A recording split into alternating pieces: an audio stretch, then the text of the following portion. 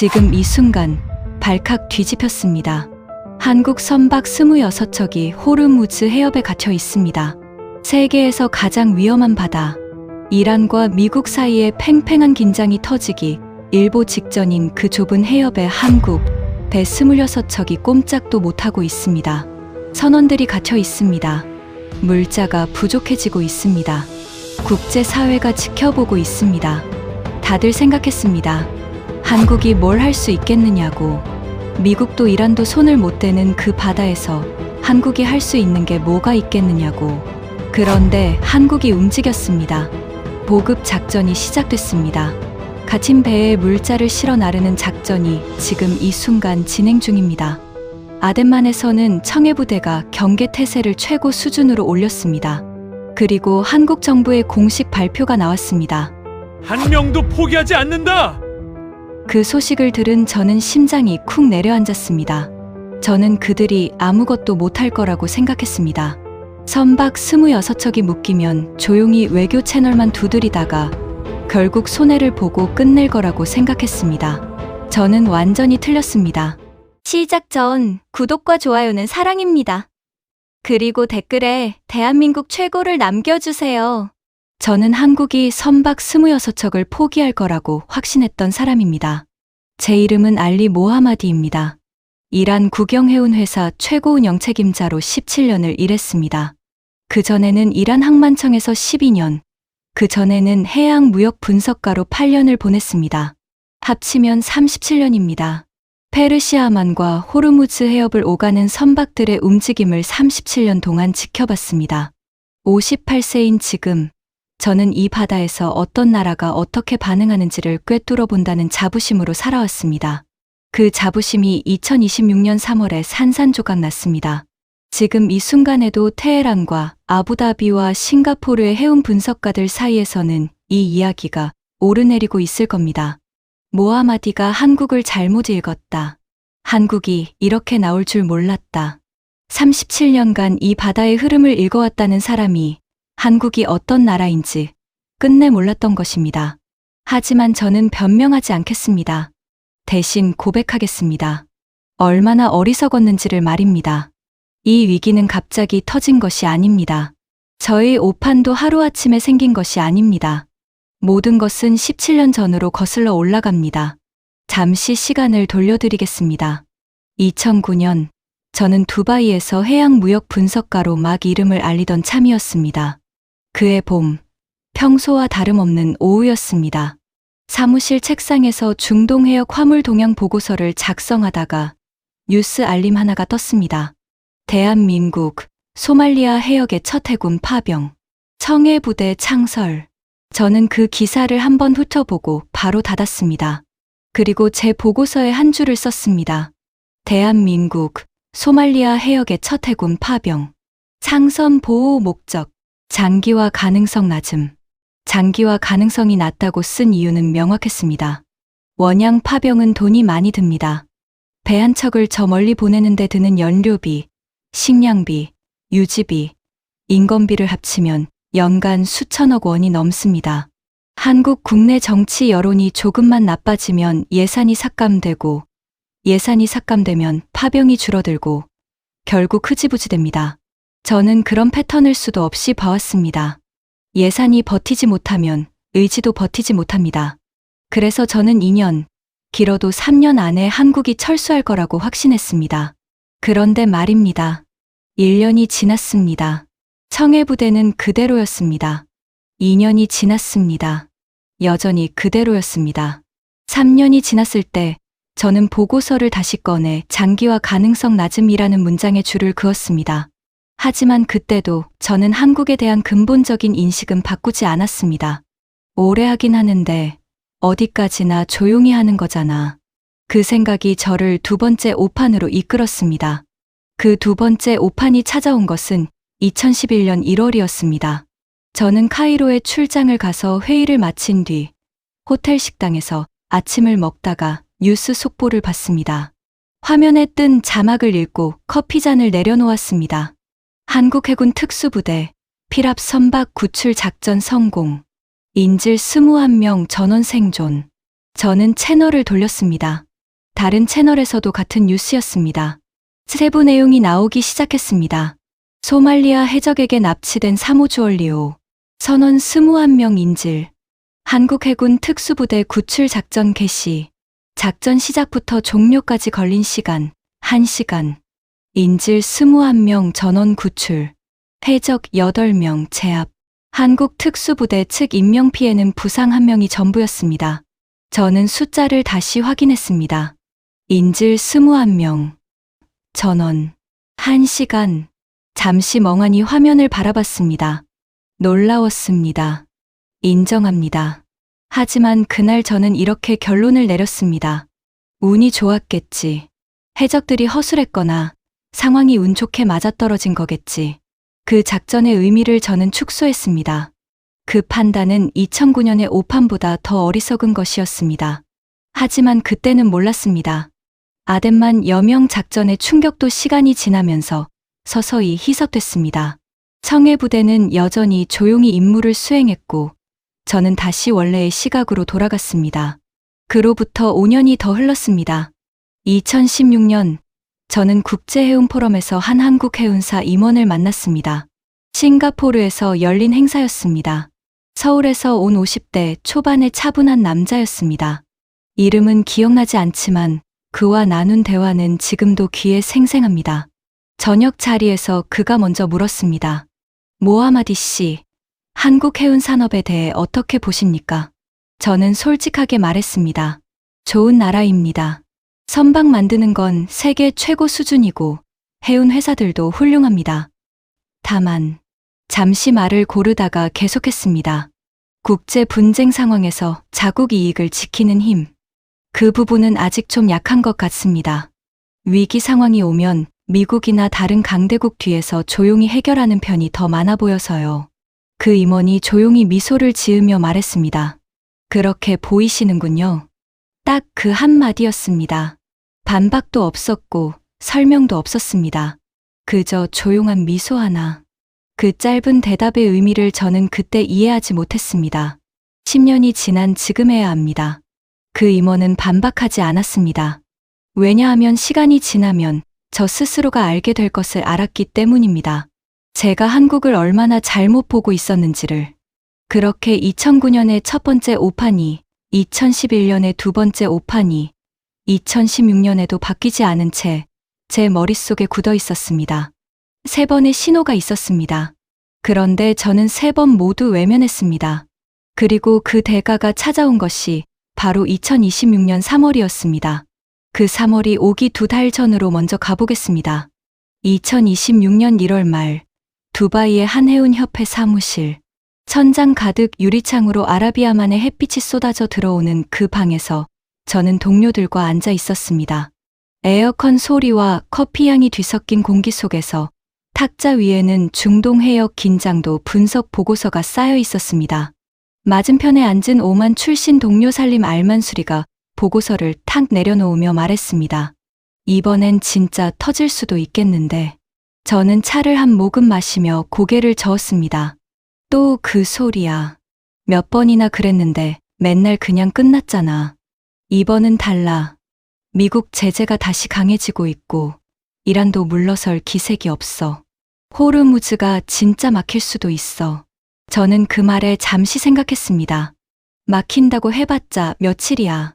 국제사회 압박이 들어오면 이란도 결국 풀어. 이 해협이 막히면 이란도 석유 수출길이 막히거든. 자기들도 손해야. 그래도 그 며칠 동안 여기 있는 배들은 어떻게 해? 이따가 나오면 되지 뭐. 그때 살림이 태블릿 화면을 돌려 제 앞에 내밀었습니다. 한국 배들이 요즘 이 해협을 자주 다니더라. 여기 통계 봐봐. 저는 화면을 들여다봤습니다. 호르무즈 해협을 통과하는 한국, 국적 선박 또는 한국인 승선 선박. 2025년 기준 연간 약 900척에서 1000척. 하루 평균 2척에서 3척. 맞네. 한국이 원유를 많이 수입하나? 한국 원유 수입의 약 70%가 이 해협을 통과해. 이 해협이 막히면 한국 경제가 직격탄이야. 저는 보고서를 밀어내며 말했습니다. 한국이야 원래 조용히 지내는 나라잖아. 미국 눈치 보면서 이란 자극 안 하려고 조심조심하는 나라. 설령 배들이 좀 묶여도 외교 채널 통해서 조용히 해결하려고 할 거야. 2011년에도 해적한테 배 빼앗겼을 때 결국 조용히 협상으로 끝냈잖아. 살림이 고개를 끄덕였습니다. 뭐, 그렇긴 하지. 저는 그렇게 생각했습니다. 그것이 제 마지막 오판이었습니다. 2026년 2월 중순, 긴장이 급격히 높아졌습니다. 이란이 호르무즈 해협 일부 구역에 대한 통항 제한을 발표했습니다. 공식적으로는 군사훈련을 이유로 들었지만 실질적으로는 미국의 제재 강화에 대한 맞대응이었습니다. 처음에는 이틀이면 풀릴 거라는 관측이 지배적이었습니다. 저도 그렇게 생각했습니다. 사무실에서 동료들과 점심을 먹으며 이렇게 말했습니다. 이번에도 일주일이면 끝날 거야. 이란도 이 해협이 막히면 자기들 경제가 더 힘들어지는 걸 알거든. 동료들이 고개를 끄덕였습니다. 하지만 이번에는 달랐습니다. 일주일이 지났습니다. 해협은 풀리지 않았습니다. 2주가 지났습니다. 여전히 막혀 있었습니다. 그리고 2026년 3월 초 충격적인 숫자가 나왔습니다. 한국 국적 선박 및 한국인 승선 선박 26척이 현재 호르무즈 해협 일대에 묶여 있다는 집계였습니다. 26척. 저는 그 숫자를 보고 잠시 멍했습니다. 선박 26척이면 적은 숫자가 아닙니다. 각 선박마다 선원이 최소 20명에서 30명씩 타고 있습니다. 합산하면 최소 500명에서 600명의 한국인과 외국인 선원이 그 바다에 묶여 있다는 뜻이었습니다. 원유 탱커들, 컨테이너선들, 화학제품 운반선들. 대략 추산해도 총 화물 가치가 수조 원 규모였습니다. 저는 살림에게 전화를 했습니다. 이거 봤어? 한국 배 26척이래. 봤어. 심각하네. 한국이 어떻게 나올까? 살림이 짧게 답했습니다. 외교부 성명 내고 조용히 기다리겠지. 뭘 더 할 수 있겠어. 저는 고개를 끄덕였습니다. 맞아. 한국이 할 수 있는 게 뭐가 있겠어. 이란을 자극할 수도 없고 미국만 믿고 기다리는 거지 뭐. 그렇게 생각했습니다. 그리고 딱 그 예상대로 3월 4일 한국 외교부 성명이 나왔습니다. 국제법에 따른 항행의 자유를 촉구한다. 억류 선박과 선원들의 안전한 통항을 위해 외교적 노력을 다할 것이다. 저는 그 성명을 읽으며 역시 그렇군이라고 생각했습니다. 예상한 그대로였습니다. 외교적 언어, 신중한 표현, 강경한 행동은 없었습니다. 저는 그날 저녁 일기에 이렇게 썼습니다. 한국, 예상대로 외교 채널 택함. 장기전으로 가면 결국 손해를 감수하고 해결하는 방향으로 갈 가능성 높음.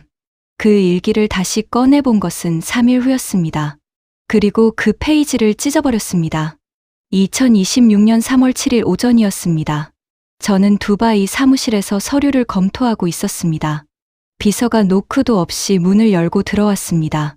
그 친구가 노크 없이 들어온 것은 5년 만에 처음이었습니다.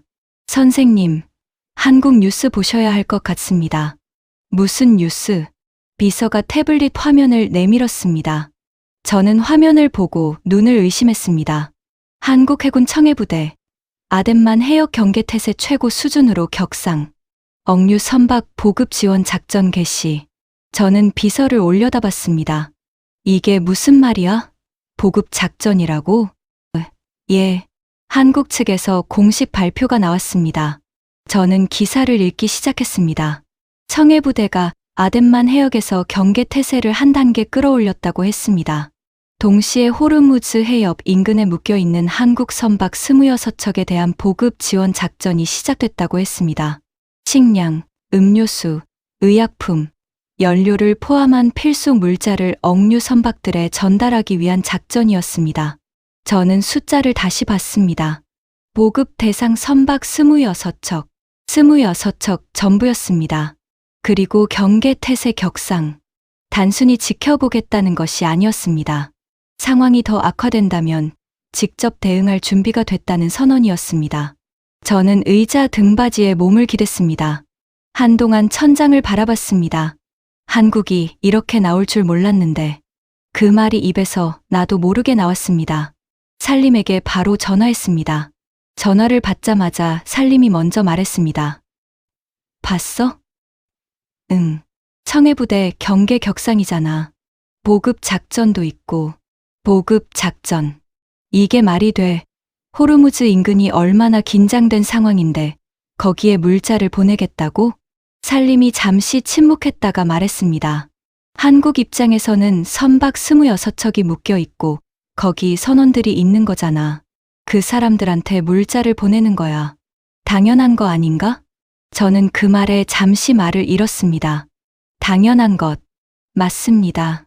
사람이 있으면 물자를 보내는 것이 당연한 것입니다. 하지만 그 당연한 것을 그 긴장된 바다에서 실행에 옮기는 나라가 얼마나 됩니까?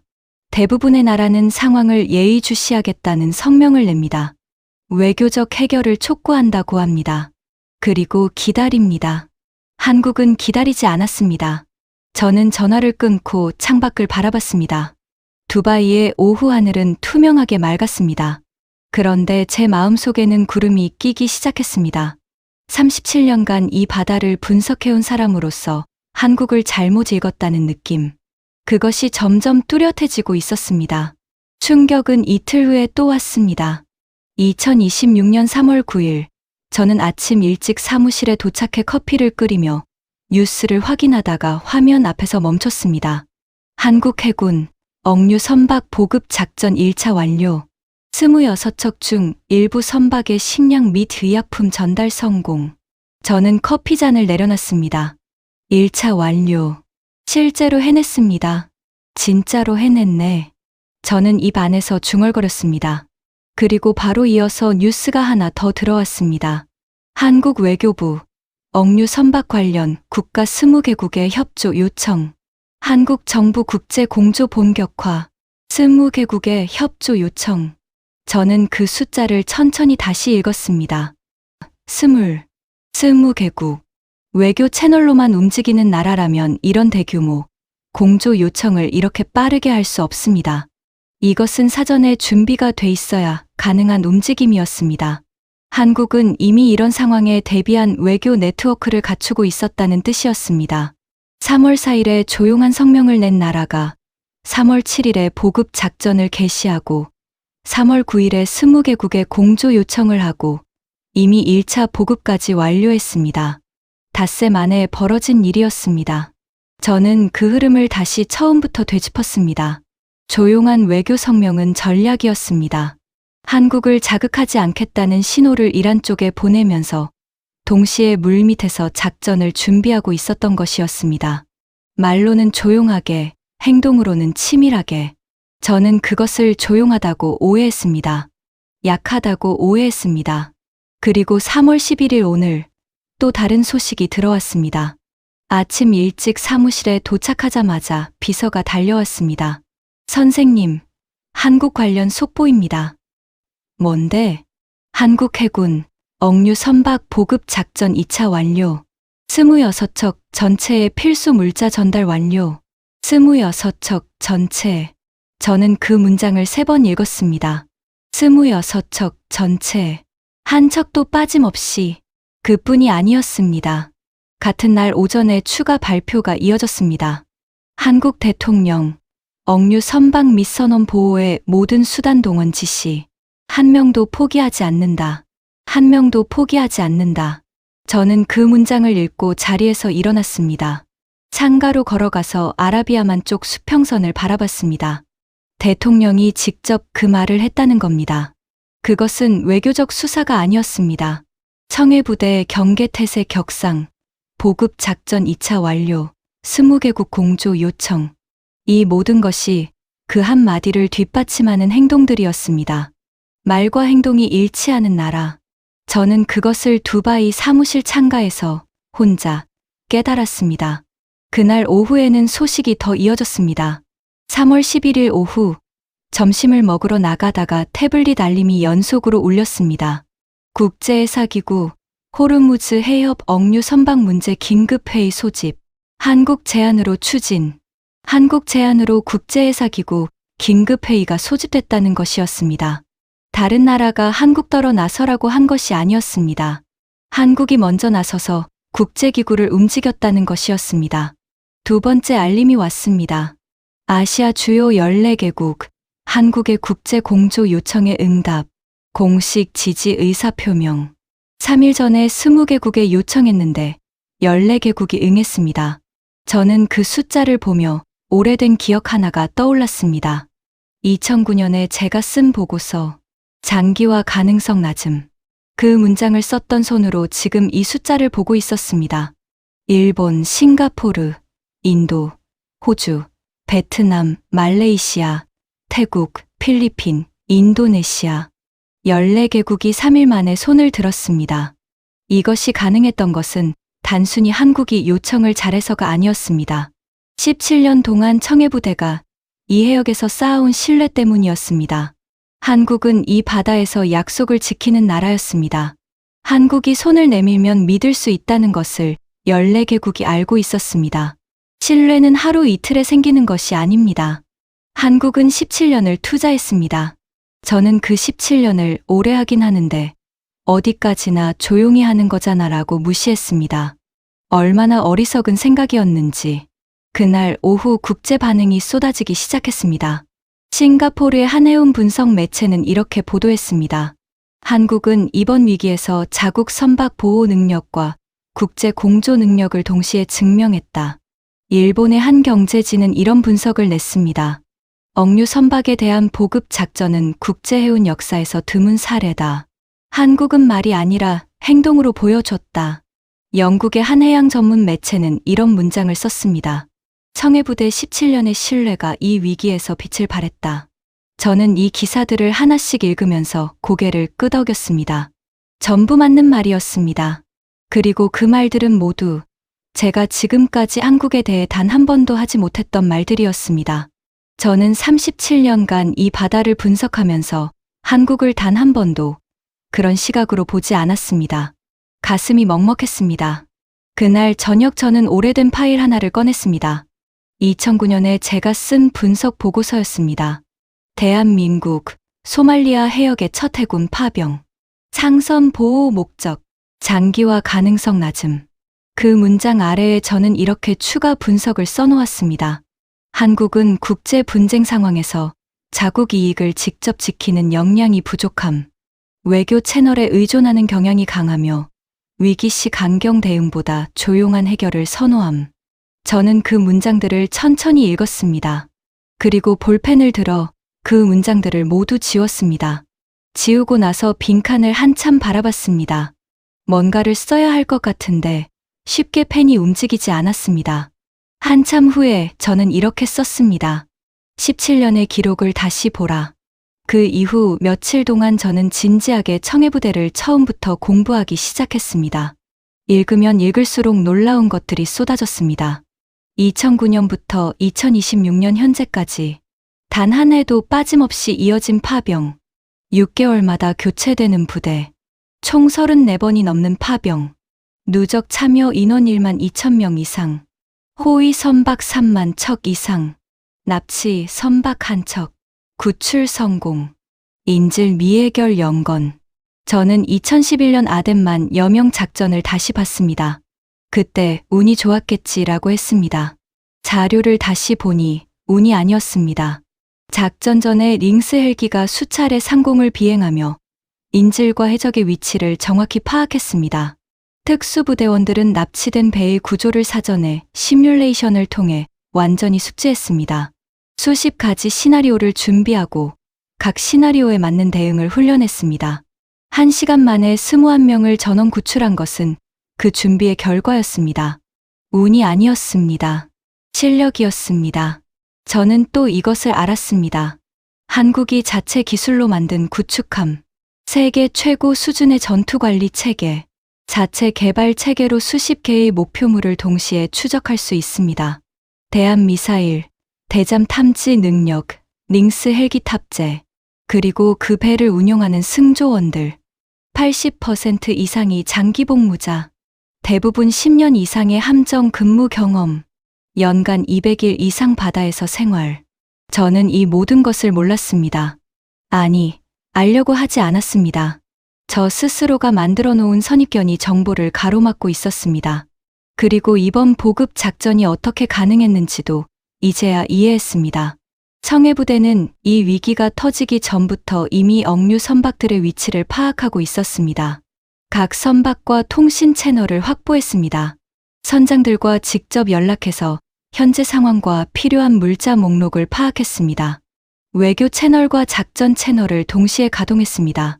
국제법 틀 안에서 정당하게 움직이면서 동시에 실질적인 지원을 이어갔습니다. 이것은 즉흥적으로 할 수 있는 일이 아니었습니다. 17년 동안 이 바다에서 쌓아온 경험과 인프라가 있어야 가능한 것이었습니다. 저는 37년간 이 바다를 봐왔습니다. 그런데 한국이 그 17년 동안 무엇을 쌓아왔는지를 전혀 보지 못했습니다. 부끄러웠습니다. 며칠이 더 지나면서 청해부대에 투입해온 비용을 계산해봤습니다. 연간 예산 약 1,500억 원에서 2,000억 원. 17년이면 누적 2조 원을 훨씬 넘습니다. 그 돈을 한국은 멈추지 않고 썼습니다. 국내 경기가 어려워도 정치 상황이 바뀌어도 예산은 삭감되지 않았습니다. 저는 궁금했습니다. 왜 국민들이 그것을 지지했을까? 한국 여론조사 자료를 찾아봤습니다. 청해부대 파병 지속에 동의하는가라는 질문에 대한 응답. 찬성이 80% 이상이었습니다. 2조 원을 쓰는데 국민 80%가 지지한다는 것. 그 이유를 생각해 봤습니다. 2011년 아덴만 여명 작전. 그때 21명이 살아서 돌아왔습니다. 한국 국민들은 그것을 봤습니다. 이 돈이 어디에 쓰이는지를 눈으로 확인했습니다. 그래서 멈추지 않은 것이었습니다.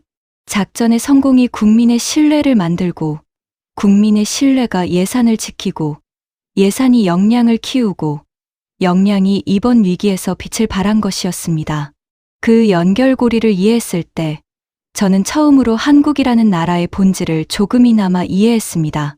지금 이 글을 쓰고 있는 시점은 2026년 3월 중순입니다. 호르무즈 해협의 상황은 아직 완전히 해결되지 않았습니다. 외교 협상이 진행 중이고 국제사회의 압박이 이어지고 있습니다. 26척의 선박들은 보급을 받아 당장의 급한 불은 껐지만 해협을 완전히 빠져나오는 것은 앞으로도 시간이 더 걸릴 전망입니다. 국제해사기구 긴급회의 결과에 따라 협상 속도가 달라질 것으로 보입니다. 하지만 한국은 그 과정에서 이미 무언가를 증명했습니다. 저는 지금 매일 아침 이 생각을 합니다. 내가 무엇을 잘못 봤는가? 첫 번째로 깨달은 것은 이것입니다. 꾸준함은 무기라는 것. 한국 청해부대가 17년 동안 이 바다를 지킨 것. 저는 그것을 단순히 오래 한다는 것으로만 봤습니다. 하지만 그 17년은 단순한 지속이 아니었습니다. 매년 반복되는 훈련, 쌓이는 실전 경험, 넓어지는 외교 네트워크. 꾸준함이 역량이 되고, 역량이 신뢰가 되고, 신뢰가 위기의 순간에 14개국을 불러 모은 것이었습니다. 제가 2009년에 장기화 가능성 낮음이라고 썼을 때 저는 꾸준함이 얼마나 큰 힘인지를 몰랐습니다. 두 번째로 깨달은 것은 이것입니다. 조용한 것과 약한 것은 다르다는 것. 저는 한국이 조용하기 때문에 약하다고 생각했습니다. 그런데 그것은 틀렸습니다. 한국은 조용하지만 준비하고 있었습니다. 큰 소리치지 않고 화려하게 나서지 않고 17년 동안 묵묵히 역량을 키웠습니다. 그리고 위기가 왔을 때 그 역량이 한꺼번에 나왔습니다. 제가 2016년 해운 포럼에서 만난 그 임원이 조용히 웃었던 이유가 이것이었습니다. 세 번째로 깨달은 것은 이것입니다. 사람을 지키겠다는 의지가 나라를 지킨다는 것. 한국이 이번 위기에서 움직인 출발점은 화물의 가치가 아니었습니다. 선박 26척에 타고 있는 사람들이었습니다. 그 사람들에게 물자를 전달하겠다는 것에서 모든 것이 시작됐습니다. 그 의지가 보급 작전을 만들고 경계 태세를 격상시키고 14개국의 공조를 끌어냈습니다.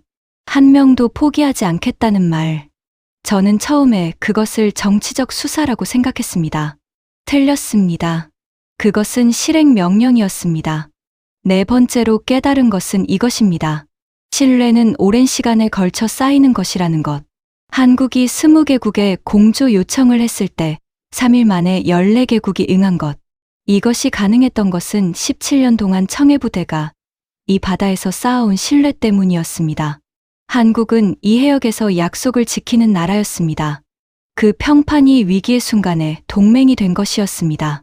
신뢰는 위기가 터진 다음에 만들 수 없습니다. 위기가 오기 전에 쌓아두는 것입니다. 5번째로 깨달은 것은 이것입니다. 외교와 군사 역량은 함께 가야 한다는 것. 한국은 이번 위기에서 외교 채널만 쓰지도 않았고 군사적 압박만 쓰지도 않았습니다. 외교와 군사 역량을 동시에 서로 보완하며 가동했습니다. 조용한 외교 성명이 이란 쪽을 자극하지 않으면서 시간을 벌었고 그 사이에 보급 작전이 실행됐습니다. 청해부대, 경계태세 격상이 외교 협상의 무게를 높였습니다. 이 균형을 잡는 것, 그것이 진짜 강한 나라가 하는 것이었습니다. 6번째로 깨달은 것은 이것입니다. 역사의 길이보다 최근 17년이 더 중요하다는 것. 저는 이란의 오랜 해양 역사, 페르시아의 대상 무역 전통을 자랑스럽게 여겼습니다. 그 자부심이 한국을 폄하하게 만들었습니다. 하지만 지금 이 바다에서 실질적인 역할을 하고 있는 것은 오랜 역사가 아니라 지난 17년이었습니다. 한국이 그 17년을 어떻게 썼는지가 지금의 결과를 만들었습니다. 7번째로 깨달은 것이 가장 중요합니다. 한국은 제가 생각한 나라가 아니었습니다. 저는 한국을 순하고 조용하고 위기에 약한 나라라고 생각했습니다. 틀렸습니다. 한국은 준비하는 나라였습니다. 말보다 행동이 앞서는 나라였습니다. 포기하지 않는 나라였습니다. 그리고 그것을 17년 동안 이 바다에서 조용히 증명해온 나라였습니다. 며칠이 지났습니다. 공부를 마친 어느 저녁, 살림에게서 연락이 왔습니다. 밥이나 먹자고 했습니다. 두바이 크리크 강변의 작은 식당이었습니다. 배들이 천천히 지나가는 수면 위로 노을이 지고 있었습니다.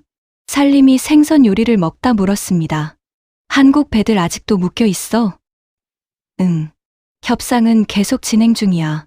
완전히 풀리려면 시간이 더 걸릴 것 같아. 그래도 보급은 다 됐잖아. 응. 26척 전부. 살림이 잔을 들며 말했습니다. 한국, 대단한데. 저는 잠시 생각했습니다. 대단한 게 아니라 무서운 거야. 무서운. 꾸준히 준비하는 나라가 무섭다고. 17년 동안 한 번도 안 쉬고 이 바다를 지킨 나라. 그게 얼마나 무서운 일인지 나는 37년 동안 몰랐어. 살림이 고개를 끄덕이며 말했습니다. 나는 왜 그걸 눈치 못 챘을까? 우리 둘 다 몰랐지. 조용하니까 약하다고 생각한 거야. 창밖으로 배 한 척이 지나갔습니다. 형광등을 밝힌 작은 화물선이었습니다. 저는 그 배를 바라보며 생각했습니다. 저 배 위에도 사람들이 있습니다. 가족을 떠나 바다를 건너 화물을 실어 나르는 사람들. 그들이 어느 나라 사람이든 위기에 처했을 때 손을 내밀어 줄 나라가 있다는 것. 한국이 17년 동안 그 역할을 해온 것이었습니다. 저는 살림에게 말했습니다. 내가 2009년에 쓴 보고서에 한국이 장기화 가능성이 낮다고 썼거든. 살림이 피식 웃었습니다. 그래서 틀렸잖아. 응. 17년 동안 틀렸어. 우리는 잠시 말없이 앉아 있었습니다. 강 위로 바람이 지나갔습니다. 지금 저는 두바이 외곽의 아파트에서 삽니다. 베란다에 나가면 멀리 아라비아만이 보입니다. 아침마다 그 수평선을 바라보며 커피를 마십니다. 매일 아침 중동 해역 관련 뉴스를 확인합니다. 그 중에 한국 청해부대 관련 소식을 가장 먼저 봅니다. 2026년 3월 중순 현재 청해부대는 아덴만 해역에서 경계 태세를 유지하고 있습니다. 보급 작전은 완료됐고 호르무즈 억류 선박 26척의 최종 통항을 위한 외교 협상은 계속 진행 중입니다. 국제해사기구 긴급 회의에서 어떤 결론이 나오느냐에 따라 이후 협상의 속도가 달라질 것으로 전망됩니다. 하지만 분명한 것은 있습니다. 한국은 포기하지 않았습니다. 한 척도, 한 명도. 그리고 그 포기하지 않는 나라가 된 것은 하루 이틀에 된 것이 아닙니다. 1948년에 해군을 창설하고 1950년대 전쟁 속에서도 배를 띄우고 2009년에 이 바다에 처음 나와서 17년을 한 번도 쉬지 않고 지켜온 결과였습니다. 저는 그 과정을 37년 동안 보면서도 몰랐습니다. 아니, 보려고 하지 않았습니다. 이제는 압니다. 한국 해군은 약한 나라가 아니었습니다. 순하고 물러터진 나라가 아니었습니다. 조용히 준비하고 말보다 행동을 앞세우고 절대 포기하지 않는 나라였습니다. 그리고 그 나라가 지금 세계에서 가장 긴장된 바다에 군함을 보내 자국 선원들에게 물자를 전달하고 있습니다. 묵묵히, 화려하지 않게, 하지만 단호하게. 한국이 조용하다는 것은 약하다는 것이 아닙니다. 그 조용함 안에 17년의 준비가 쌓여 있습니다. 3만 척의 호위 기록이 있습니다. 1만 2천 명이 넘는 군인들의 땀이 있습니다. 그리고 단 한 명도 포기하지 않겠다는 의지가 있습니다. 호구는 영원히 호구가 아닙니다. 꾸준히 준비하는 나라는 결국 위기의 순간에 빛을 발합니다. 저는 그것을 이 바다에서 배웠습니다. 지금까지 한국 선박 26척이 호르무즈 해협에 묶인 위기 상황에서 대한민국이 보여준 행동의 이야기였습니다. 청해부대 경계태세 격상, 보급 작전 실행, 20개국 공조 요청, 국제기구 소집, 그리고 26척 전체 보급 완료. 한 척도, 한 명도 포기하지 않은 나라. 이 이야기가 의미 있으셨다면 주변에 널리 공유해 주세요. 댓글로 대한민국 해군을 응원하는 말씀 남겨주세요. 우리의 관심이 대한민국의 위상을 더 높입니다. 구독과 좋아요도 부탁드립니다. 감사합니다.